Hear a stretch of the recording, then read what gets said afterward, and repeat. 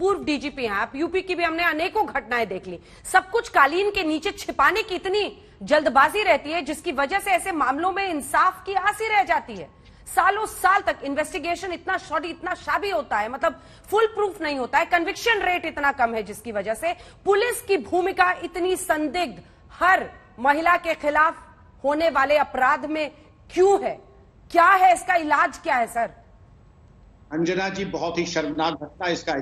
3 वाक्यों में अपना वक्तव्य समाप्त करूंगा।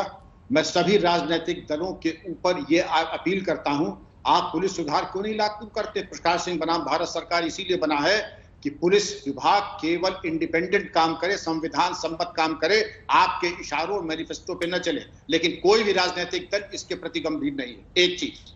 दूसरी चीज, निर्भया केस के बाद आशा देवी और काशी बाबू की इतनी तपस्या के बाद 13 क्रिमिनल लॉ अमेंडमेंट आया। गौरव जी सुने, 166A IPC इसीलिए बना था कि अगर पुलिसकर्मी FIR न करे, कोई प्रमाद करते हैं तो उनके ऊपर इस धारा के अंतर्गत कार्रवाई हो, जिसमें 6 महीने से 2 साल तक की जेल का प्रावधान है। हम नहीं करेंगे, हम ऐसे अकर्मण और निकम्मे पुलिसकर्मियों के चट्टान बन के खड़े होंगे।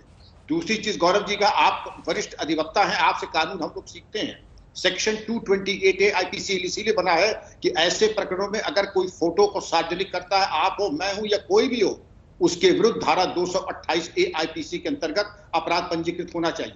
ये आरोप प्रत्यारोप नहीं, अपराध पंजीकृत करा करके विवेचना कराएं और अगर मैं दोषी हूं या कोई भी दोषी, उसके खिलाफ कार्रवाई की जाए। हम देखते हैं कि हमारे 2 सेट ऑफ रूल्स हैं, show me the man and I will show you the rules. इस तरीके से अंजना जी, अगर हम आदमी देख करके कानून अप्लाई करेंगे तो चल चुका काम। आशा जी यहाँ बैठी हैं, काशी बाबू आज नहीं है, लेकिन दोनों ने जिस तरीके से 7 साल 8 साल जो चप्पल घिसे हैं, डेट पे डेट, डेट पे डेट, डेट पे डेट, क्या उनकी तपस्या को हम धूमिल नहीं कर रहे हैं? आज हम सबको, बेटी दलित हो, बेटी कोई भी हो, बेटी बेटी है, अगर हम जात न कहते तो बेहतर होता, क्योंकि उसका बलात्कार होना ऐसी विभीषिका है जो हर चीज को छोटा कर देती। हम अगर यही कहते एक बच्ची का बलात्कार हुआ है और देश को इसके प्रति गंभीर होना चाहिए, वो बेहतर होता। एक नागरिक होने के नाते आशा देवी और हम किसी राजनीति से संबंधित नहीं है, लेकिन ये एक बेटी का दर्द, उसके परिवार का दर्द, कम से कम उसको साझा कर लें बिना उसकी जात पे। क्योंकि मैनेजमेंट में एक कहावत है, की रिजल्ट एरिया, कहां से सर्वाधिक हमें परिणाम मिलेगा,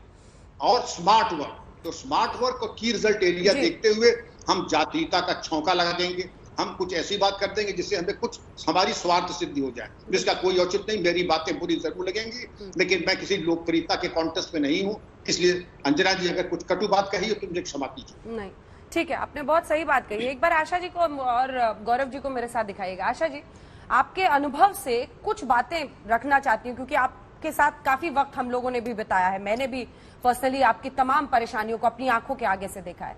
आशा देवी, एक बार देश को सुनाइए जरा। आपको पता है गौरव भाटिया जी ये बताती हैं कि कैसे इस देश की अदालतों में जब ये जाती थी, बड़ा शर्म आता है बोलने में, लेकिन कई बार अधिवक्ता इस तरह की बातें करते थे, मजाक उड़ाते थे, हंसते थे इनके सामने इनकी बेटी के साथ हुए वारदात पर। इसे हम फास्ट ट्रैक कहते हैं। जी बिल्कुल हंसते थे, बिल्कुल मजाक उड़ाते थे, जैसे हमने कोई गुनाह किया है। हमने 8 साल हमने अपना घर बार छोड़ के, अपने बच्चों को छोड़ के हमने गवाया है। मैं पूरे देश को धन्यवाद देती हूँ, आप सबको धन्यवाद देती हूँ, क्योंकि सबने मेरा साथ दिया। अब मैं चाहती हूँ कि पूरे देश इस बच्ची को साथ दे, लेकिन बड़ा दुख होता है कि एक बच्ची के साथ जब घटना होती है तो फटाक हम जातिवाद पे आ जाते हैं, धर्म पे आ जाते हैं कि बच्ची दलित है। अरे दलित है तो उसको दर्द नहीं हुआ, उसके माँ बाप को दर्द नहीं हुआ? दलित है तो क्या उसकी जान नहीं है? दलित, हम तो ये जानते हैं कि चाहे दलित हो चाहे अपर कास्ट का हो। एक सेकंड आशा जी एक बार जरा मैं फास्ट ट्रैक कोर्ट पर, क्योंकि इंसाफ सबसे इंपॉर्टेंट होता है, क्लोजर उसके बाद ही मिलता है परिवार को।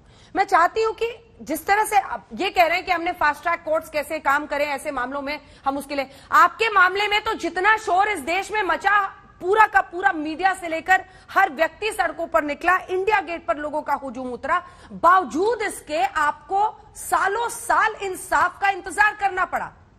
वो एक्सपीरियंस तो बताइए जो आपको कोर्ट में फेस करना पड़ा।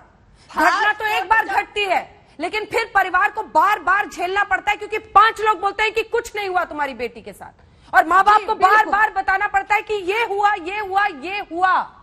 ये इसका क्या इलाज है? तो यही तो